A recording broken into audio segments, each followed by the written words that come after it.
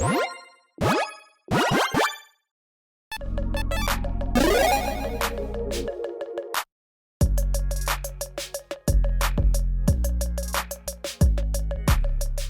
everyone, Mitch coming in from the Commander Score studio. Welcome to the show. So, there are many overpowered commanders out there that are not under the radar, that are very much up front and in your face. If someone else pulls out an Urza deck, you're like, yeah, that's crazy powerful, I'm coming after you. But I'm here to tell you that there are certain commanders out there that are very much underneath the radar and very much overpowered.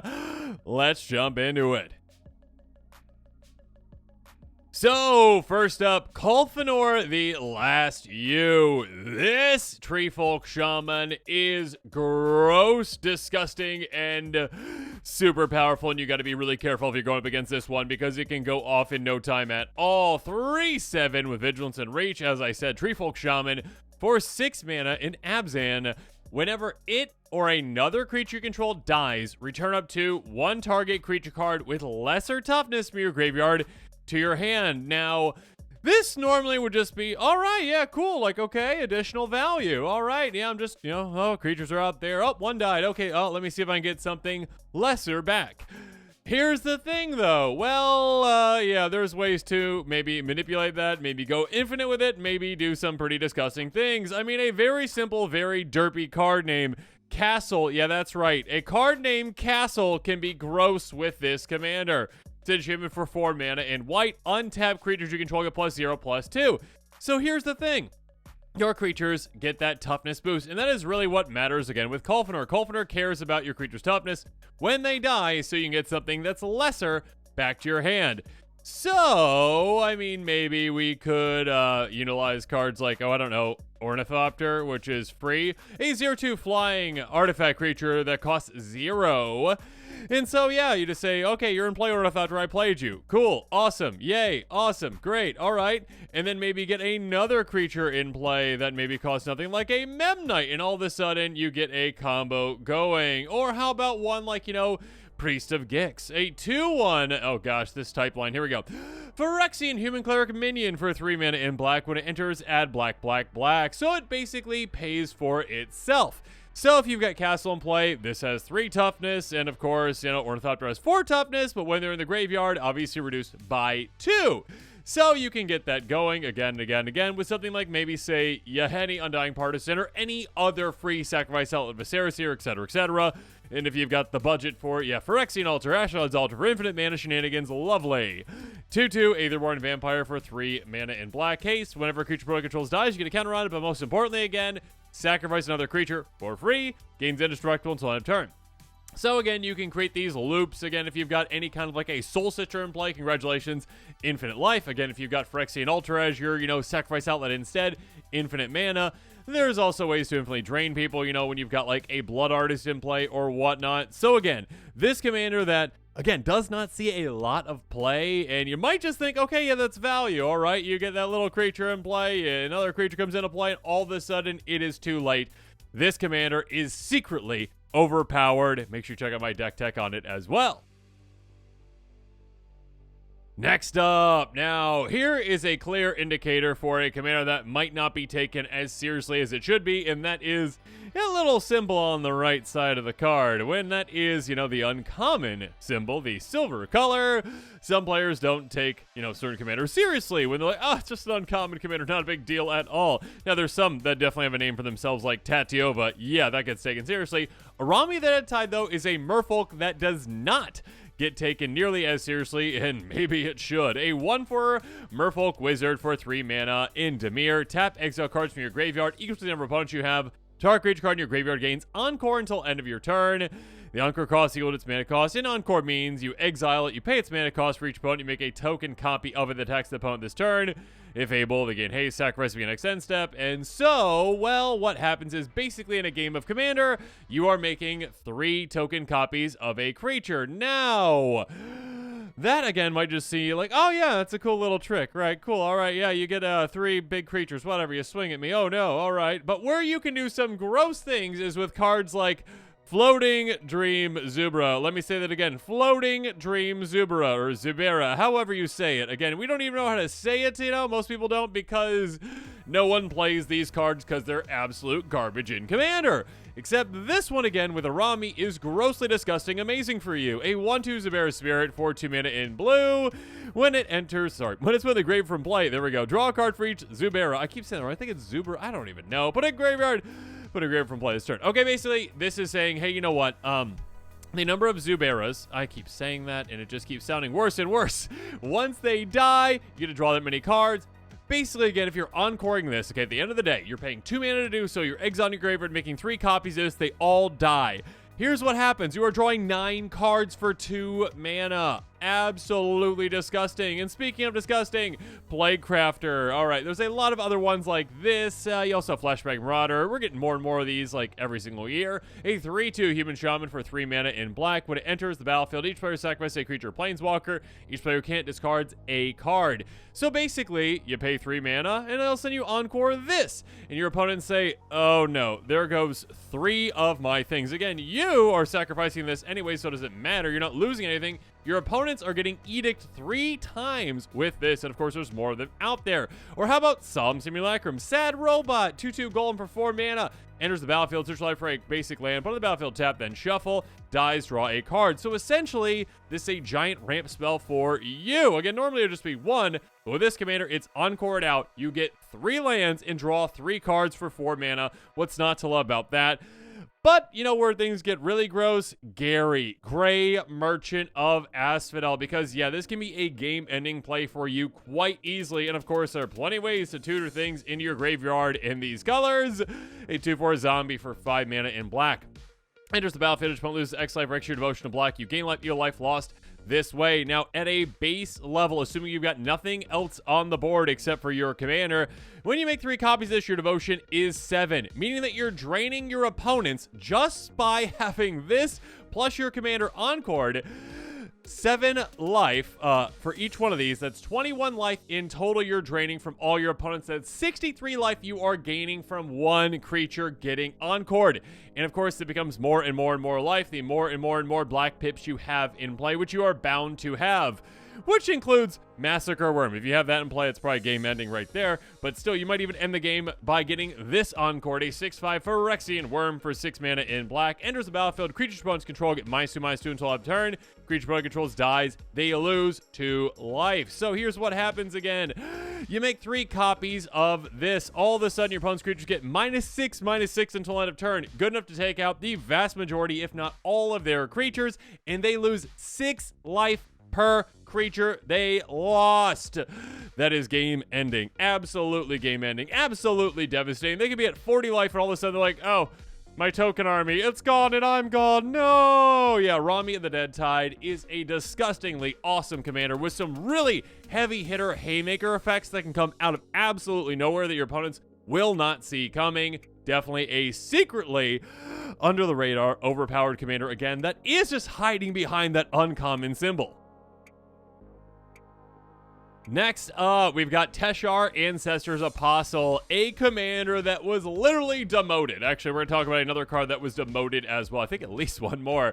This used to be a rare. Now it's an uncommon. And again, if I were you and you're trying to kind of be a little under the radar with your opponents, which might be a little schemy if you're going to do that. But still, like if you want to be a little under the radar, go pick up the uncommon version. It's actually cheaper too, I believe. Anyways. 2/2 Bird Cleric with flying for 4 mana in white. And again, convince your friends it's uncommon, okay? Don't worry about it, all right? Also, I'm playing mono white, the weakest mono color out there, all right? Just don't be threatened by this commander, okay?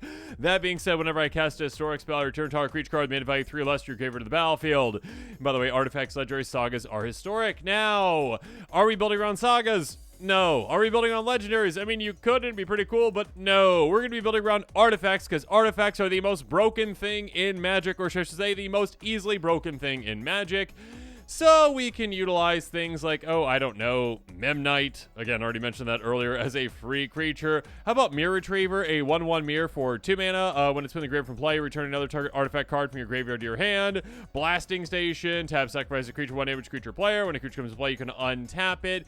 Yeah, there's a lot of different combinations with this, Lion's Eye Diamond, and other things as well. Teshar has so many different combos, it's impossible to bring all of them up on this episode, but yeah, basically what you need is lots of things, lots of different artifacts, and lots of different miscellaneous combinations of artifacts, and you're bound to grab them because they all combo together in certain weird ways. It is a disgusting commander with disgusting amounts of value that is really hard to stop because, again, even if part of the combo is taken out, it's in the graveyard, which is kind of just where you want it to be at a certain point. So being able to just get things going, to churn things out, if, again, your opponents do not know about Teshar, again, who does not see a lot of play at all, it might just think, wow, my monocolor commander, it's uncommon.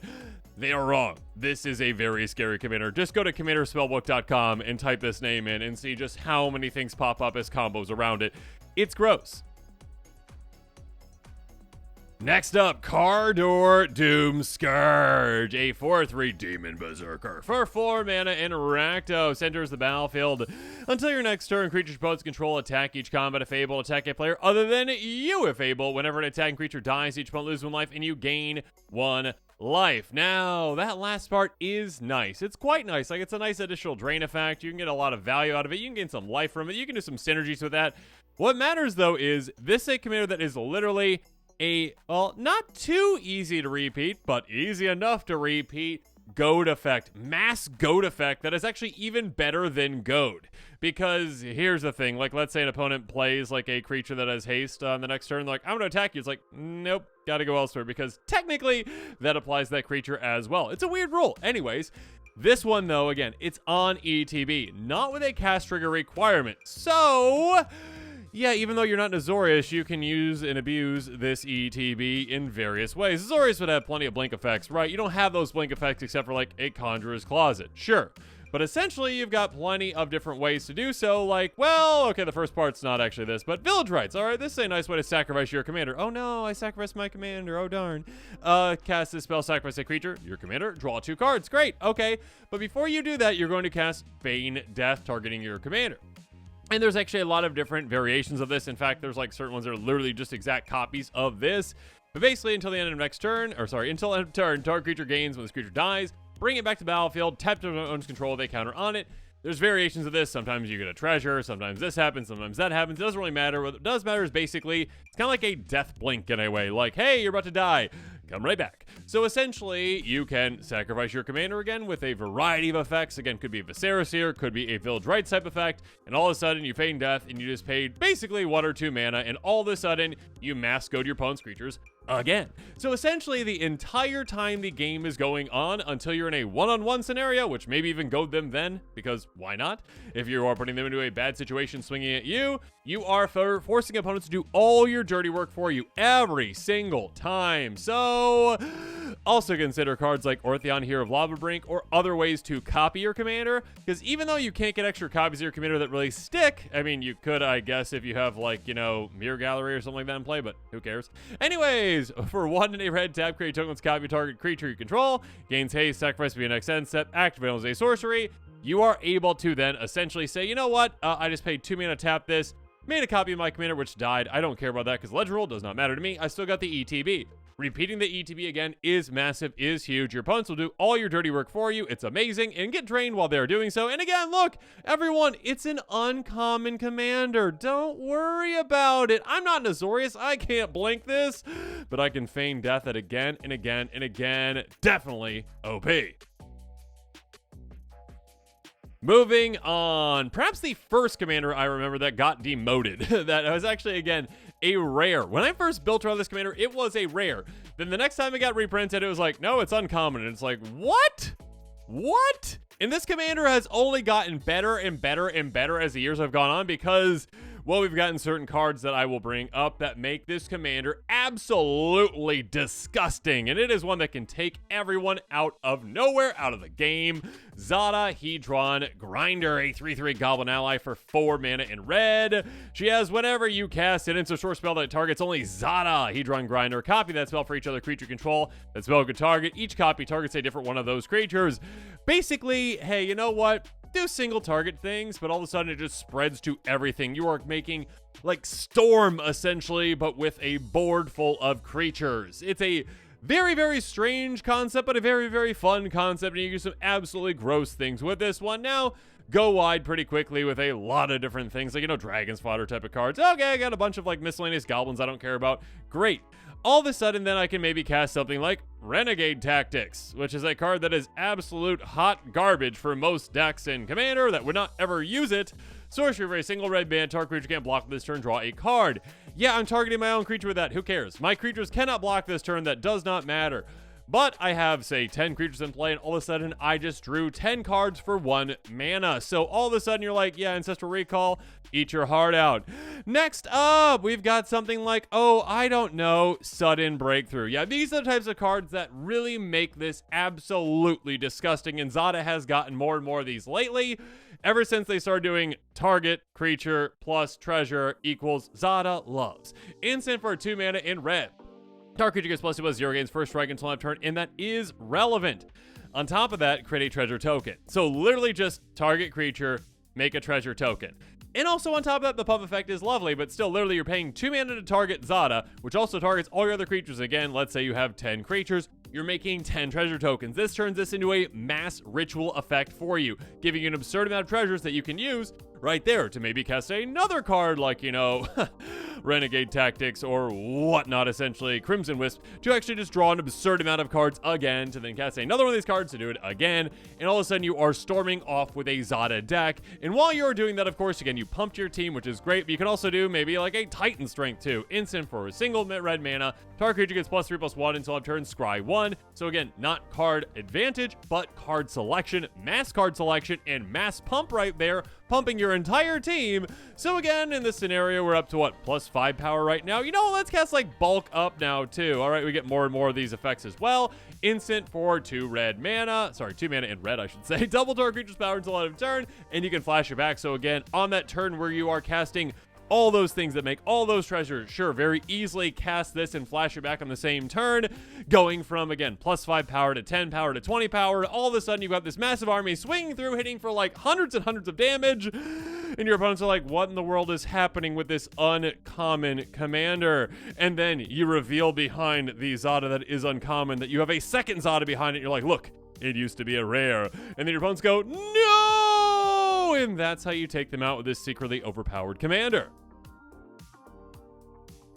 Moving on, a strange one that I'm going to bring up because, yeah, Morophon the Boundless. It is seen as the catch-all card for all of your, needs when it comes to tribal commanders that maybe tribes that don't have a commander necessarily. So it's like, you know what, you want to build Starfish Tribal? Congratulations, there you go. Night Stalker Tribal? Yeah, Night Stalker is a creature type of magic. Let's build that. Awesome. We've got all these different random ones that don't have commanders, and you've got a home now with Morophon. But you don't have to do that. You can do something absolutely disgusting and gross with Morophon in a couple of different ways. So this is a commander that can just be under the radar because, again, some players might just see it as, oh, okay, tribal commander, all right, tribal decks. I mean, just like when you're using Morophon, you're probably not utilizing the best tribe out there usually. And if you are using one of the better tribes, like Morophon's probably not the best one out there. Like Morophon, no offense, Morophon is not the #1 most powerful dragon commander out there. That being said, it is the #1 Drake commander out there. We'll talk about that here in a second. Anyways, 6/6 Shapeshifter for 7 mana with Changeling. Enters the battlefield, choose a creature type. Spells your chosen type cost Wooburg less to cast. Effect reduces the only amount of colored mana you pay. Other creature control the chosen type get ++1. And the effect is nice, but more importantly, that cost reduction is gross, is disgusting, is game ending, is broken. There are very, very very few ways to reduce the cost of pips in Magic. Yes, generic costs can be reduced in quite a few ways, but typically we don't have things that reduce the cost of pips because that can make things very free. And when you make things free, you can do some gross things with it. Again, like I said, Drake Tribal, right? This is literally your opponents are like, what is this player doing? You literally play Morophon and you say, I choose Drake. And they're like, you mean like Drake? Like the singer? No. Drake. As in Shrieking Drake, and I win the game. A 1/1 Drake for a single blue mana with flying enters the battlefield. Return a creature card. Creature you control to its owner's hand. Would be a creature card. So, this one essentially, again, is a pretty useless card back in the day, right? I mean, not too useless. It's like, I have a 1/1 flyer. It needs a massive downside. I need to be able to bounce something else back to my hand to actually get this in play. This was back in, like, Visions, I think? Anyways, these days, though, it's like, no, I've got a 1/1 flyer that bounces itself. Cool, I'm just gonna have it bounce itself again and again and again and again and again. So you literally just play this as many times as you want for free because you said Drake and it costs a blue less to cast. So all of a sudden, again, if you've got, say, an Impact Troopers in play, you win the game. Or a variety of other cards that say, like, when a creature enters, when a creature leaves, when you cast something, infinite storm count, whatever you want, you got ways to win from there. Or you have your commander come play and you say, Kavu, and your opponent's like, this is a tribal Kavu deck, and you're like, no. Horned Kavu is a 3/4 Kavu for Gruul colors. Comes into play. Of course, you need a giant downside of this card. Bounce a red or green creature you control back to its owner's hand. Hey, Horned Kavu is red and or green, so bounce it back to your hand. Again, it is free thanks to Morophon, and do the exact same thing. Or, again, literally for any tribal deck out there, if you are building around that tribe and you throw in Fist of Suns, gross. If you see this in a Morophon deck, you need to take it out immediately. Artifact or Joda. Artifact 4/3 or that new Leyline. Artifact 4/3, you may pay Wooburg rather than pay its mana cost, the mana cost for spells you cast. So now essentially you're like, okay,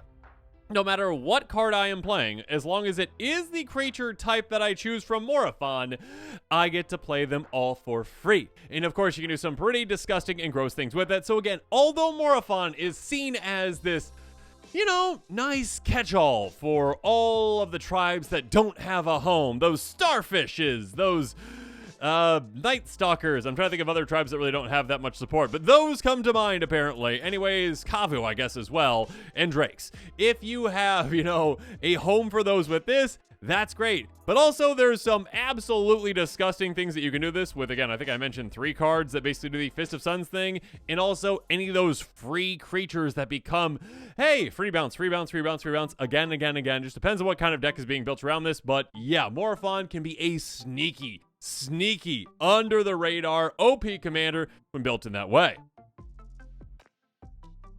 Next up, Marisi, Breaker of the Coil. Now, this one is definitely sneaky under the radar, surprisingly OP. For a reason that you might not expect, a 5/4 Cat Warrior for 4 mana in Naya. Your opponents can't cast spells during combat. I say again, your opponents can't cast spells during combat. We'll get back to that here in a second. Whenever a creature you control deals combat damage to a player, goad each creature that player controls. Again, goading is nice. Goading is awesome. Again, we already talked about a commander that makes goading incredibly powerful. And yes, this is a very powerful thing. And yes, you can keep goading your opponent's creatures again and again and again. Have like a low to the ground flying men type strategy. There's a lot of evasive creatures that are low to the ground in these colors. All of a sudden you're like, okay, cool. Yeah, I get my creatures out. I swing at each of you. Other creatures are goaded. You swing at each other. And again, we talked about why that's effective, but here's the thing.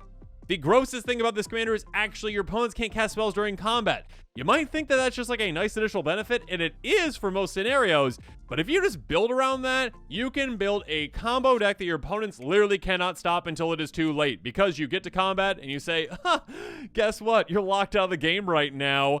I'm going to combo off and you lose. And your opponents are like, what? What do you do? Wait, what do you mean? And you're like, all right, Boros Reckoner, yeah, you blocked that one, right? Didn't you? Okay, so that's unfortunate for you. Whenever it's dealt damage, deals that much damage to any target. You might have thought you were fine. That's okay. I'm just going to like lightning bolt something. But, instead of that, I'm just going to take up the shield with it. Instant for 2 mana and white. Put a counter target creature gains lifelink and indestructible end of turn, which means that's an infinite combo with my Boros Reckoner. And they might say, how? And you say, well, you know what? Because Boros Reckoner has indestructible, it cannot be destroyed. Because as lifelink, whenever it's dealing damage, I gain life. So I'm going to have it deal damage to itself again and again and again and again and again as many times as I want. So I gain 3 trillion life. So again, you literally can just go infinite very simply, very effectively with something like that. And your opponent's like, what? And yes, there's other Boros Reckoner type things as well if you want to go in that direction. But more than likely, you will be like, you know what? Vidal can Ori.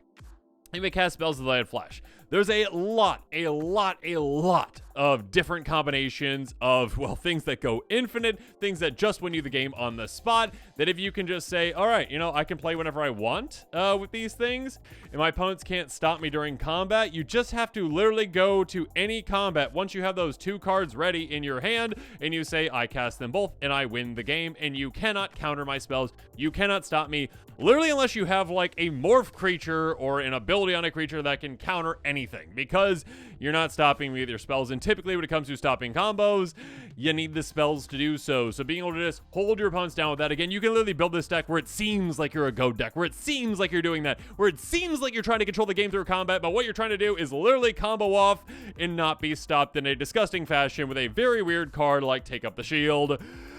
Yeah, secretly OP. Next up, the least reverent medium. This is one that definitely does not get enough attention. And again, back to an uncommon commander and one that can get out of control in absolutely no time. A 3/4 human cleric for 5 mana in Orzhov at the beginning of each end step. Let me say that again. Each end step, not just your own. Create X/1/1 white spirit creature tokens with flying, where X is the number of tokens you create this turn. You double up your token production every single turn.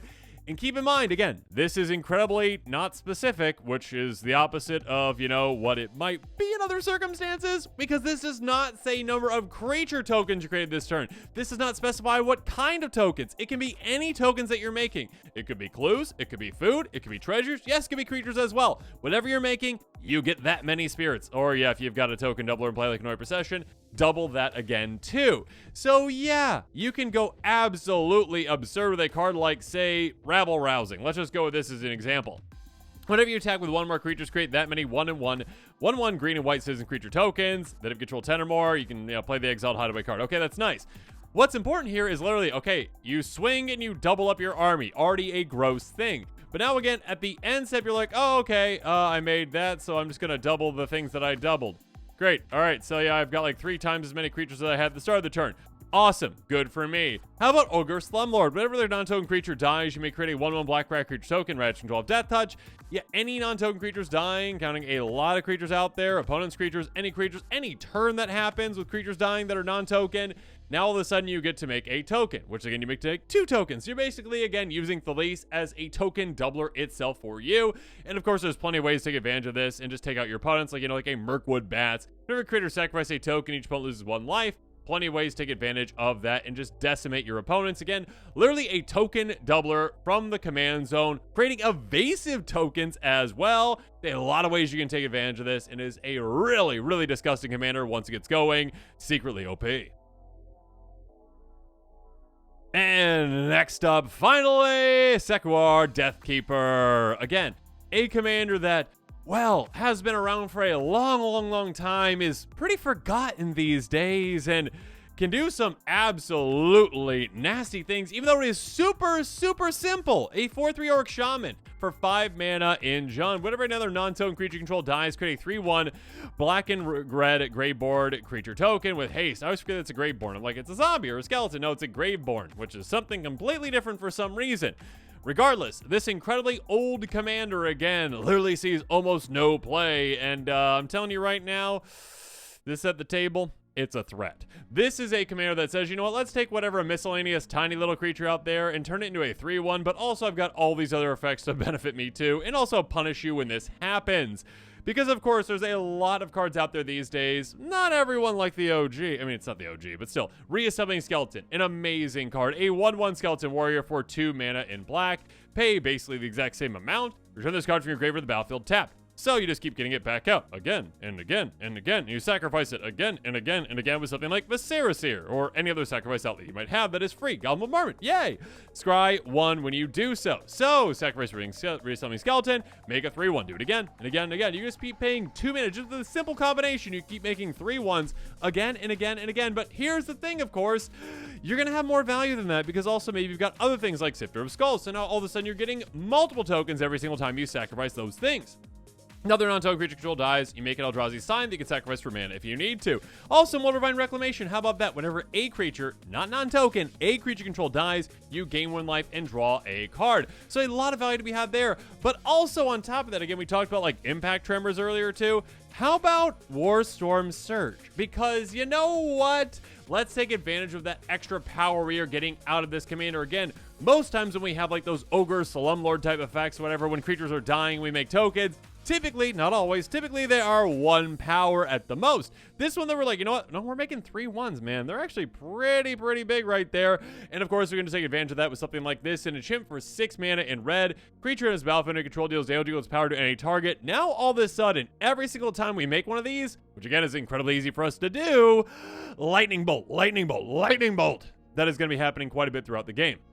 So again, Sequoir Deathkeeper is a commander, again, that is old, is from a long time ago. It is forgotten. I mean, it kind of like with its outfit looks pretty forgotten too. It's like, I live in this mountain cave. Come over here.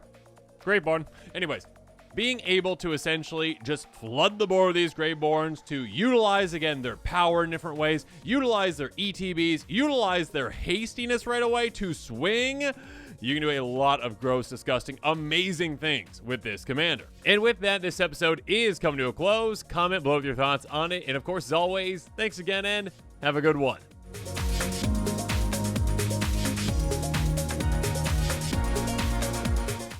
This show and episodes like this one are possible thanks to viewers like you. If you're looking for an easy way to help support this show, make sure that you like, share, and subscribe. Also, hit that bell notification icon so you don't miss any new episodes. You can also go check out our playmats and other merchandise at thecommandersquarters.com. Another easy way to support this show is with our TCG player affiliate links. So whether you're buying a deck or individual cards, you can use this general link right here or one in the description. And the final way that you can support this show is by supporting us directly by becoming a patron. There are many benefits to being a patron, and I truly couldn't do this without all of their support.